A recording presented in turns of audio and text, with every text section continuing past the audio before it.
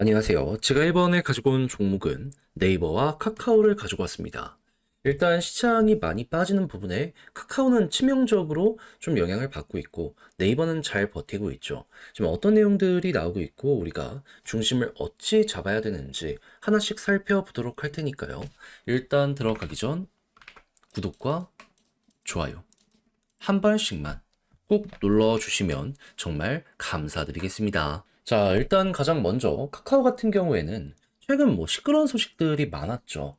하다 보니까는 야, 시장 떨어지니까 남들보다 좀 많이 빠지는 모습을 보여주고 있다 정도로만 현재를 파악하시면 될 것 같습니다. 근데 그렇다라고 해서 카카오의 미래가 어둡냐? 저는 그건 결코 아니라고 생각을 하는 게 지금 3분기 영업이익이 발표가 되었어요. 근데 전년비 5% 성장했습니다.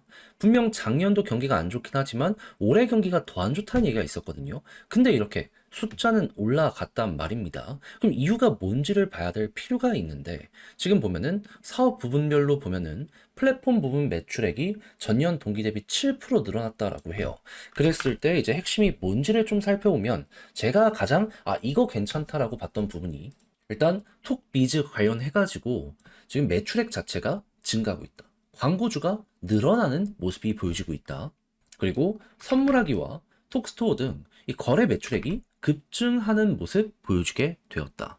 그리고 모빌리티, 페이 중에서 전 특히나 페이 쪽에 지금 실적이 좋은 부분 괜찮다라고 보고 있거든요. 이쪽의 성장성이 지금 이 순간도 보여주고 있다. 근데 이렇게 세 가지가 조금 다른 것 같은데 라고 생각을 하면서 이제 보시는 분들이 있단 말이에요. 근데 저는 같은 결로 봐야 된다라고 보는 게 뭐냐 하면 광고, 쇼핑, 결제는요, 경기에 영향을 되게 많이 탑니다. 근데 지금 어느 정도 살아나기 시작을 했다는 건, 한국의 경기가 조금 바닥을 찍었다라고 볼 수 있는 거 아닌가? 그러면 앞으로 더 좋아지게 된다면? 야, 이거는 지금도 좋은데, 앞으로도 좋아지지 않나? 그러니까. 이거 세 가지를 묶어서 지금 올라가는 실적에 높게 평가를 해봐도 된다? 이렇게 여러분들께 말씀을 드릴 수가 있다라는 겁니다. 그 중에서도 광고는 현재 카카오 매출의 80%를 차지하고 있습니다. 근데 지금 이게 살아났다면 파이가 강해질 수밖에 없는 거죠. 그럼 이제 한 번 더 이제 들어가서 이게 왜 지금 이렇게 올라가고 있냐? 라는 걸 좀 생각을 해봐야 되는데 저는 핵심은 심플하다고 봅니다. 미국에서 금리 인하 시작했죠. 중국에서 따라서 부양책 발표하며 금리 인하하고 있습니다. 한국도 맞춰가고 있어요. 그러면 매출 비중이 가장 높은 이 두 국가에서 야, 경기가 살아나고 있어? 더 좋아져? 한국은 여기에 비례해서 성장을 할 수밖에 없어? 그러면 야, 한국의 내수가 조금씩 살아나기 시작하면 사람들은 지갑을 조금씩 풀기 시작을 할 것이고 지금도 좋은데 앞으로도 더 좋아지겠다. 특히나 미국 같은 경우에는 지금 결국 3%대까지 금리를 떨굴 것이다라고 이야기가 들려오고 있잖아요. 시간은 우리 편이다. 이리 카카오에 대해서 바라볼 수가 있게 된다라는 겁니다. 그리고 이런 상황 속에서 AI 모델을 지금 계속해서 어필해가지고 미래 성장성도 잡겠다라고 하고 있잖아요. 네이버 같은 경우에도 지금 매출의 25% 규모의 R&D 투자를 하겠다라고 하고 있고, 그러면 실적은 실적대로, 성장성은 성장성대로 이 바닥에 깔면서 차근차근 이제 방향을 잡아가는 거니까 과거의 영광 한 번에 이거를 돌려받는다라고는 못하더라도 호재 나오면 호재에 맞춰서 이제 어느 정도 회복하는 그런 모습 이제 우리는 이제 준비를 할 수가 있게 되는 거죠. 자, 그러면 이제 여러분들이 봐야 되는 일정이랑 이런 것들은 뭐가 있느냐?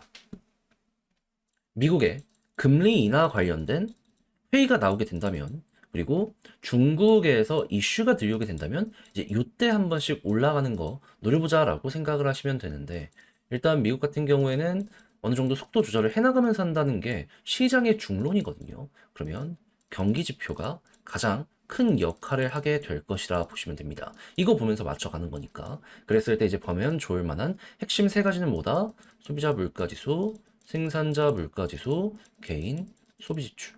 여기에 엮여 있는 뭐 고용 같은 세부 지표도 같이 보시고 괜찮다면은 이게 바로바로 반영될 수 있다는 거 감안을 하시면 됩니다. 그리고 중국은 보통 미국 일정 맞춰서 새로운 걸 발표를 하더라고요. 부양책 미국 맞춰서 어떻게 나오는지.